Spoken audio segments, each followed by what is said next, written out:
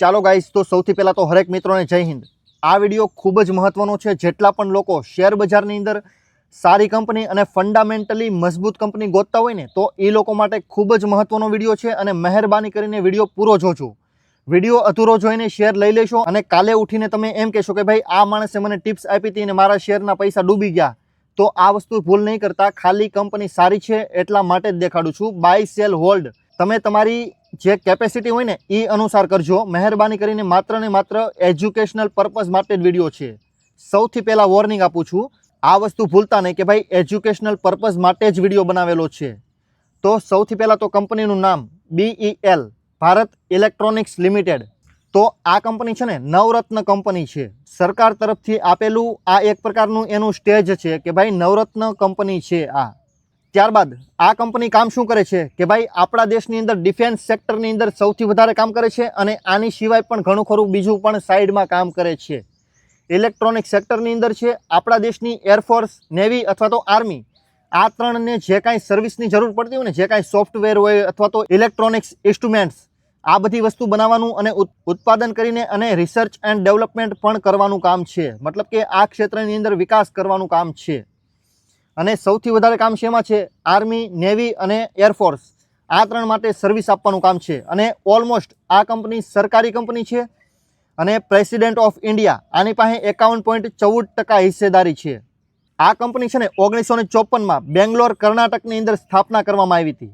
ત્યારે આ કંપની અમલમાં આવી હતી 1954, બેંગ્લોર, કર્ણાટક।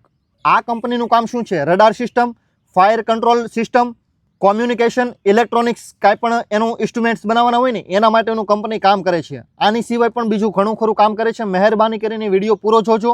બધી જ માહિતી આ વિડીયોની અંદર ઘણી ખરી આપવાની કોશિશ કરીશ, બરોબર? જેટલી મને ખબર છે ને એટલી। ત્યારબાદ સંરક્ષણ સિવાયનું કંપની કામ શું કરે છે? તો ઇલેક્ટ્રોનિક વોટિંગ મશીન, EVM, આપણે ઇલેક્શન વખતે EVM મશીનમાં જે બટન દબાવવા જઈએ ને એ મશીન બનાવવાનું કામ આ કંપની પાસે છે। આ કંપની પાસે એનો ઓર્ડર છે, બરોબર? રેલવે અને મેટ્રો, આ બંને માટે જે કાંઈ સર્વિસ અને સોફ્ટવેર માટેનું જે કાંઈ કામ હોય ને, ઇલેક્ટ્રોનિક્સ જે કાંઈ આઇટમની જરૂર પડતી હોય એના માટેનું પણ સાધનો વિકસાવવાનું કામ કરે છે।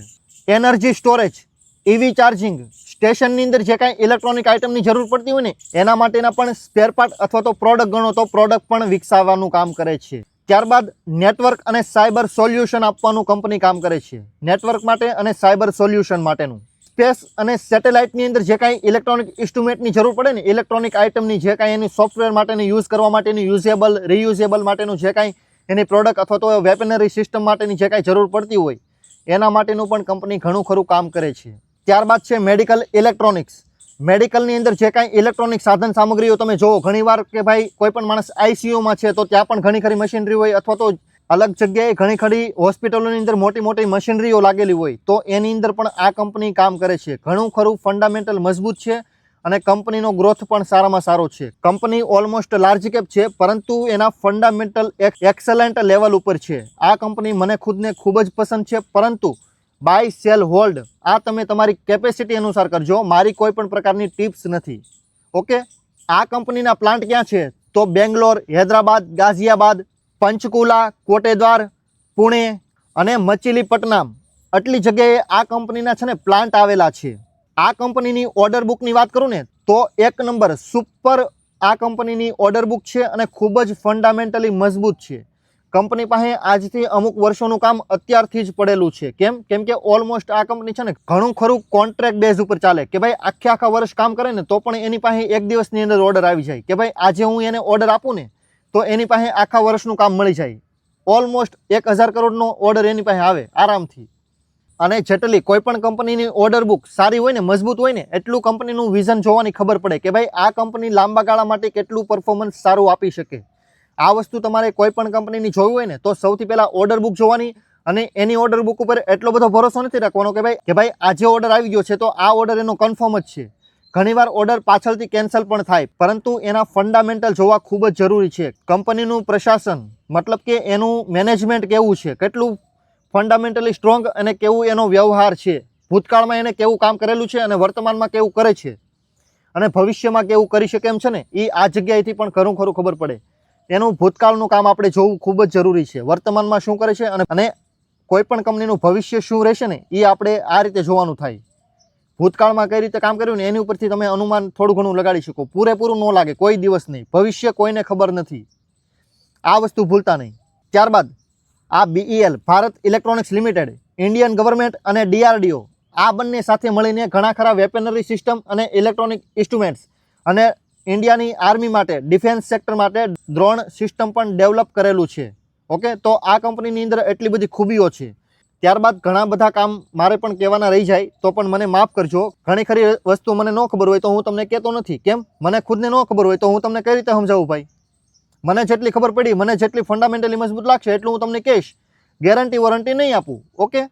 ત્યારબાદ છે કંપનીનું માર્કેટ કેપ. માર્કેટ કેપ કંપનીનું છે ને 3,214 કરોડનું છે. ઓલમોસ્ટ કંપની લાર્જ કેપ અને સારામાં સારી, ફંડામેન્ટલી મજબૂત અને ભવિષ્ય પણ ખૂબ જ સારું. પરંતુ કંપની ધીમે ધીમે આગળ વધશે. તો કંપની લાર્જ કેપ છે ને એ રીતે જોજો, રિટર્ન આપશે પરંતુ ધીમે ધીમે. તમે કહો કાલ આપ્યો જો, પરમદે આપી જો, એ રીતે નહીં આપે. શેરની કિંમત કેટલી છે? 411 રૂપિયા. ઓલમોસ્ટ સામાન્ય માણસ આરામથી ખરીદી શકે ને એટલા રૂપિયાની. કેમ? કેમ કે માણસ ખર્ચો જો 500-1000 રૂપિયાનો આરામથી કરી લે તો શેર તો ખરીદી જ શકે. કંપનીનો PE ratio, price earning ratio. આપણે કંપની પાસેથી 1 રૂપિયો કમાવવો હોય તો આપણે કંપનીને કેટલા રૂપિયા આપવા પડે? 52 રૂપિયા. 52 રૂપિયા આપીને ત્યારે કંપની આપણને 1 રૂપિયો કમાઈને આપે. તો PE રેશિયો છે ને એનો ઇન્ડસ્ટ્રી PE સાથે કમ્પેર કરો ને તો ઇન્ડસ્ટ્રી PE 53 થી 54નો છે અને કંપનીનો PE 52નો છે. તો ઓલમોસ્ટ રિઝનેબલ કંપની છે, એટલી બધી મોંઘી નથી. પરંતુ હું એનો PEG રેશિયો જોઉં ને, પ્રાઇઝ ગ્રોથ રેશિયો, તો એની અંદર મને કંપની ઘણી ખરી મજબૂત અને ઘણી ખરી મોંઘી પણ બતાવે છે. 1.75નો સમવેર અરાઉન્ડ આની આસપાસ છે. ગેરંટી નથી દેતો, મેં હજી જોયો નથી. ખાસ કરીને અમુક દિવસો પહેલાં મેં જોયો હતો ત્યારે 1.25નો બતાવ્યો હતો મને. 1.75નો PEG રેશિયો છે ને, આ વસ્તુ જગ્યાએ મને કંપની મોંઘી બતાવે છે. છતાં પણ કંપની મોંઘી થવાનું કારણ શું? એના ફંડામેન્ટલ મજબૂત, મેનેજમેન્ટ ઉપર લોકોનો ભરોસો અને ઉપર જતા સરકારી કંપની. આ કારણથી કંપની મોંઘી રહેશે અમુક ટકા. તો કંપનીનો શેર તમારે ક્યારે કેટલો ખરીદવો ને એ તમારી ઉપર છે, બરોબર. મને અત્યારે થોડીક મોંઘી લાગે છે. આનો આ શેર 350નો થાય ને તો શાયદ હજી હું પણ ઇન્વેસ્ટમેન્ટ કરવા વિશે વિચાર કરી શકું. લેવાની વાત નથી કરતો. પાયો ટ્રોસ્કી સ્કોર ઓલમોસ્ટ 8નો છે. 1 થી 10ની અંદર આપવામાં આવે. જેટલો 8, 7, 6, 5 ઘટતો જાય ને એમ કંપની કમજોર કહેવાય અને જેટલો વધતો જાય એમ કંપની ફંડામેન્ટલી સારી કહેવાય. પરંતુ ગેરંટી વોરંટી નથી. બધા જ રેશિયો ફરજિયાત તમારે જોવાના હોય. આ વસ્તુ ભૂલતા નહીં. ખાલી એક રેશિયો સારો છે તો હું લઈ લઉં, આ વસ્તુ ખોટી કહેવાય. ત્યારબાદ છે કંપનીનું ડેપ્ટ. ડેપ્ટ મતલબ કે લેણું. કંપની માથે ડેપ્ટ એકદમ ના બરાબર છે. ઓલમોસ્ટ 59 કરોડ. 3 લાખની કંપની માટે 59નું લેણું મુખવાસ બરાબર કહેવાય. Promoter holding. પ્રોમોટર કંપનીના માલિક પાસે કેટલો હિસ્સો છે? સરકારી કંપની છે, પ્રેસિડેન્ટ ઓફ ઇન્ડિયા, આની પાસે કેટલો હિસ્સો છે? 51.14%. ઓલમોસ્ટ સરકાર પાસે આની ઘણી ખરી હિસ્સેદારી છે, પ્રેસિડેન્ટ ઓફ ઇન્ડિયા પાસે. Pledge percentage. કંપનીના શેર કેટલા ગીરવે મૂકેલા છે કે ભાઈ ક્યાંયથી કોઈ પણ પ્રકારનો શેર ગીરવે મૂકીને પૈસા ઉપાડ્યા છે તો 0.0. સરકારી કંપનીની અંદર આ વસ્તુ સૌથી વધારે મહત્વની છે અને આ જગ્યાએ તમને ઓલમોસ્ટ 0 જ દેખાશે. સરકાર કોઈ દી પોતાના શેર જટ દઈને ગીરવે ન મૂકે. સરકાર પાસે 2 નંબરના અને 1 નંબરના પૈસા દઢળક હોય તો સરકાર કોઈ દી પોતાની કંપનીના શેર તો શક્ય નથી ગીરવે જટ દઈને મૂકી દે. તમારી પાસે, મારી પાસે અથવા તો અંબાણી, અદાણી અથવા તો કોઈ પણ કોર્પોરેટ ગ્રુપ પાસે શેર ગીરવે નહીં મૂકે સરકાર જટ દઈને. મેં ક્યાંય અત્યાર સુધી ન જોયું. તમે જોયું હોય તો મને કહેજો, મને પણ જાણકારી મળી શકે. ઓકે. ત્યારબાદ છે ઇન્ટરેસ્ટ કવરેજ રેશિયો. આ રેશિયો સૌથી વધારે મહત્વનો છે. પરંતુ આ રેશિયો આ કંપનીમાં ન જોવો ને તો પણ ચાલે. કેમ કે આ કંપની પાસે લેણું ઓલમોસ્ટ 3 લાખ કરોડની કંપની છે, એની સામે 59 કરોડનું લેણું છે. તો આ લેણું મુખવાસ બરાબર છે. આની જેટલી આ લેણું છે ને એનાથી વધારે ઇન્કમ તો કંપની સાઈડમાં અધર ઇન્કમમાં કમાઈ લેતી હોય. તો આ કંપની પાસે છે ને ઇન્ટરેસ્ટ કવરેજ રેશિયો 743નો છે. કંપનીમાંથી જેટલું વ્યાજ આવે છે, જેટલા હપ્તા ભરવાના છે એનાથી પણ વધારે 743 ગણા રૂપિયા કમાઈ લે છે. આ વસ્તુ મહત્વની છે. પરંતુ આ કંપની માટે ન જોવો ને તો ચાલે. કેમ? લેણું છે જ નહીં તો લેણું શું જોવું આપણે? ઇન્ટરેસ્ટ તો એનું જોવાનું જ ન રહી. વ્યાજ જ નથી દેવું, EMI કે ભરવો નથી, તો પછી આપણે આ રેશિયો ન જોઈ ને તો પણ ચાલે. ફંડામેન્ટલી મજબૂત છે company. OPM operating profit margin. Company પોતાની કોઈ પણ સર્વિસ અથવા તો પ્રોડક્ટ આપે ને એની અંદર ઓલમોસ્ટ 25 થી 30%ની OPM કમાઈ લે છે. તો આ વસ્તુ પણ સારામાં સારી કહેવાય. ત્યારબાદ ડિવિડન્ડ યીલ્ડ. કંપની ડિવિડન્ડ લાંબુ કાંઈ આપતી નથી, 0.58% આસપાસનું છે. મતલબ કે અડધો ટકો ડિવિડન્ડ આપે છે. ડિવિડન્ડની પાછળ નથી જવાનું, કેમ કે ઓલમોસ્ટ કંપની ગ્રોથવાળી છે. કંપની હજી ભવિષ્યમાં સારામાં સારો ગ્રોથ કરી શકે એમ છે. તો ડિવિડન્ડ માટે જે લોકો શેર ખરીદવા માગતા હોય ને તો શેર નહીં ખરીદતા, ડિવિડન્ડ એટલું બધું ખાસ તમને નહીં મળે. ત્યારબાદ છે ડેપ્ટ ટુ ઇક્વિટી રેશિયો. કંપનીના પર શેરે કંપની ઉપર લેણું કેટલું છે, પર શેરે કંપની ઉપર ડેપ્ટ કેટલું છે, તો 0.0. મેં તમને પહેલાં જ કહી દીધું, કંપનીમાં 59 કરોડનું લેણું છે, પરંતુ 3 લાખ કરોડની કંપની અને એની અધર ઇન્કમ પણ એક્સલન્ટ લેવલ ઉપર હશે. હજી આપણે આગળ વાત કરવાની છે. તો આ અધર ઇન્કમ વધી ગઈ તો કંપનીને મેન ઇન્કમની તો જરૂર જ ન પડી યુઝ કરવાની. નેટ પ્રોફિટની વાત જ નથી કરતો, અધર ઇન્કમની વાત કરું છું. સાઈડમાં પાર્ટ ટાઈમ કેમ આપણે ભાઈ આખો દિવસ કામ કરતા હોય ને 2 કલાક કોકની ત્યાં જઈને કામ કરીએ તો એ તો આપણને વાપરવાના પૈસા થયા. તો આ રીતે કંપની જે વાપરવાના પૈસા ઊભા કરે ને એમાંથી જ કંપની લેણું ભરી દે એમ છે. તો આ વસ્તુ ફંડામેન્ટલી મજબૂત, ખૂબ જ સ્ટ્રોંગ કહેવાય. ત્યારબાદ સેલ્સ. કંપની પોતાની પ્રોડક્ટ અથવા તો જે કાંઈ સર્વિસ છે એ સેલ્સ કેટલી કરી શકે એમ છે. તો ઓલમોસ્ટ સેલ્સ સારામાં સારું છે, અને એની સામે જે એનો ખર્ચો થતો હોય એક્સપેન્સીસ, ખર્ચ કેવો છે તો એ પણ એના પ્રમાણમાં સારામાં સારો ખર્ચ પણ કરે છે, અને એ પ્રમાણે સેલ્સ પણ પોતાની પ્રોડક્ટ કરી લે છે. ઓપીએમ તો મેં તમને કહી દીધું, ઓલમોસ્ટ 25 થી 30% ઓપીએમ ઓપરેટિંગ પ્રોફિટ માર્જિન કરી લે છે. અધર ઇન્કમ ઓલમોસ્ટ 200, 300, 400, 600 કરોડ આસપાસની અધર ઇન્કમ છે, અને આ ઇન્કમ વધારો ઘટાડો ગમે ત્યારે થઈ શકે. અધર ઇન્કમમાં એટલું બધું તમારે જોવાનું ન હોય, પરંતુ કંપનીની જે રીતની એની કેપેસિટી હોય ને એ અનુસાર ઉપર નીચે એનું અધર ઇન્કમ હોય કે ભાઈ 500 કરોડ, 300 કરોડ, 200 કરોડ આ રીતે અપડાઉન થાય. અધર ઇન્કમ કાંઈ પણ કંપની પોતાનું એસેટ વેચે ને તો પણ એ શૂટઅપ કરી શકે. કે ભાઈ દિલ્હીની અંદર 1000 એકરની જમીન હતી કંપનીની, તો એ વેચી નાખીને અચાનક 1000 કરોડનો ફાયદો થયો, તો આ વસ્તુ અધર ઇન્કમમાં બતાવે. પોતાનો કોઈ પણ પ્લાન્ટ નવો વિકસાવ્યો તો આ વસ્તુનો જે ખર્ચો હોય ને એ એક્સપેન્સની અંદર દેખાડશે. ત્યારબાદ છે નેટ પ્રોફિટ. સેલ્સ સારામાં સારો કરે છે, એક્સપેન્સ ખર્ચો પણ સારો કરે છે, ઓપીએમ પણ સારામાં સારું છે 30 થી 25%. તો નેટ પ્રોફિટ પણ સારામાં સારો જ છે. સારામાં સારું કંપની ગ્રોથ કરે છે. ઘણું ખરું કંપનીનું ફંડામેન્ટલ એક્સલન્ટ લેવલ ઉપર છે. રિઝર્વ અને બોરોવિંગ. કંપની પાસે ઓલમોસ્ટ રિઝર્વ છે ને 20,836 કરોડનું છે, એની સામે બોરોવિંગ ઓલમોસ્ટ 59 કરોડ. બોરોવિંગ મતલબ ઉધાર, લેણું કેટલું લીધું છે, લોન. મેં તમને પહેલાં જ કહી દીધું 59 કરોડ એ જ લોન અહીંયા બોરોવિંગ તરીકે દેખાડશે. 59 કરોડનું બોરોવિંગ છે કંપનીમાં. કોઈ પણ કંપનીમાં રિઝર્વ જેટલું ઉપર હોય ને એ સારું, અને બોરોવિંગ જેટલું નીચું હોય એ સારું. પરંતુ ઘણીવાર કંપનીને વિકાસ કરવા માટે બોરોવિંગ લેવું પડે, લોન લેવી પડે, લેણું લેવું પડે, અથવા તો કોઈ પણ કોર્પોરેટ પાસે જઈને પોતાના પૈસા ઊભા કરવા પડે. તો આ વસ્તુ થોડી ઘણી શૂટઅપ પણ થઈ શકે. તો આ વસ્તુ ધ્યાન રાખજો કે ભાઈ દરેક કંપનીમાં લોન લીધી હોય ખરાબ જ કહેવાય એવું નથી. વિકાસ કરવા માટે કોઈ પણ માણસને લોન લેવી પડે. સીધી જ વાત છે. તમારે વિકાસ કરવો છે, તમારે કાંઈ પણ ધંધો ઉત્પન્ન કરવો છે, ધંધો બનાવવો છે, બિઝનેસ કરવો છે, પૈસા નથી તો ક્યાં જશો? ઘર પરિવાર સંબંધી સંસ્કારી લોકો તો આપશે નહીં તમને. બહુ અનુભવી હોય, બુદ્ધિમાન લોકો હોય એ તમને ન આપે. તમે જાઓ ક્યાં? બેંક પાસે ગયા એટલે લોનના હપ્તા ભરો તો એ શું કહેવાય તમારું લાયબિલિટીઝ. ત્યારબાદ છે share holding pattern. Share holding પેટર્નની અંદર હું તમને કહું ને તો પહેલાં મેં તમને કહી દીધું, promoter holding. President of India 51.14% હિસ્સેદારી છે. એફઆઈઆઈ ઓલમોસ્ટ 20% આસપાસની હિસ્સેદારી છે. ડીઆઈઆઈની પણ ઓલમોસ્ટ 20% આસપાસની હિસ્સેદારી છે.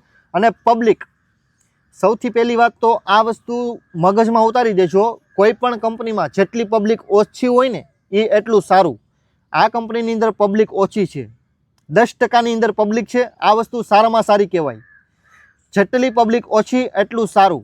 કેમ કે પબ્લિક છે ને, પબ્લિકને ખબર ન હોય ક્યારે શેર લેવો ને ક્યારે વેચવો. આખો દી આમ જાય શું કરે છે જ ન ખબર પડે. નો એને ખબર હોય, નો મને ખબર હોય, નો કોઈને ખબર હોય. તો આવી જગ્યાએ છે ને મોટા ઇન્વેસ્ટરો પૈસા ન રોકે. કેમ? પબ્લિક તો ગાંડી છે, પબ્લિક તો ગમે ત્યાં છે. ઘડીક વાર પોતાના કપડાં ફાડે, ઘડીક વાર મારા ફાડશે, ઘડીક વાર કોકના ફાડશે. કપડાં તો એને ફાડવાના જ છે. તો આ જગ્યાએ કંપની આ લેવલ ઉપર સારી કહેવાય કે ભાઈ કંપનીનું છે ને પબ્લિકની હિસ્સેદારી સૌથી ઓછી છે 10%ની અંદર. બાકી 20 અને 51 ઓલમોસ્ટ 90% આસપાસની હિસ્સેદારી મોટા ઇન્વેસ્ટરો, ઇન્ડિવિજ્યુઅલ ઇન્વેસ્ટર જે કાંઈ કહેવાય ને કે ભાઈ જે કોર્પોરેટ હાઉસ અથવા તો મ્યુચ્યુઅલ ફંડ અથવા તો એસઆઈપીના માધ્યમથી જે પૈસા આવે ને એ પૈસા અહીંયા લાગેલા છે. વિદેશની એસઆઈપી હોય તો પણ ભલે, ઇન્ડિયાની એસઆઈપી હોય ને તો પણ ભલે. મોટા ઇન્સ્ટિટ્યુશને પૈસા લગાડેલા છે.